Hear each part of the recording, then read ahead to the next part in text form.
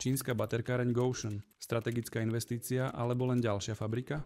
Projekt priemyselného parku v Šuranoch získal v stredu od vlády štatút strategickej investície. V dohľadnom čase sa v ňom má usídliť čínska gigafabrika na výrobu lítiových batérií do elektromobilov. Slovenská vláda verejnosti komunikuje, že čínska investícia prinesie rozvoj priemyselnej výroby, výskumu a vývoja s vyššou pridanou hodnotou. Správy z Pekingu však naznačujú, že to nemusí byť celkom tak, ako sľubujú investori. Čínska vláda si totiž chce udržať technologickú dominanciu v oblasti elektromobilov a batérií. Svetové médiá už v lani informovali, že čínske ministerstvo obchodu rozhodne zamietlo možnosť presunu know-how a pokročilých technológií v oblasti elektromobility do zahraničia. Rezort ešte počas leta dôrazne inštruoval svojich výrobcov automobilov, aby ich pokročilé technológie v oblasti elektromobility ostali doma v Číne. Projekty ako gigafabrika od Gotion Inobat Batteries v Šuranoch či závod CATL v maďarskom Debrecíne tak v oblasti výskumu a vývoja pravdepodobne neprinesú do Európy nič nové. Na druhej strane, gigafabriku netreba vnímať len ako závod odrezaný od sveta, ale ako dôležitú súčasť siete výrobcov v miestnom automobilovom priemysle. Ten v súčasnosti prechádza veľkými zmenami, ktoré prináša nástup elektromobility. Význam spoločností, ktoré dodávajú výfuky či palivové vstrekovače, sa totiž bude časom znižovať a je nevyhnutné, aby ich začali nahrádzať výrobcovia, ktorí posunú slovenské know-how vo výrobe aut smerom k novým technológiám.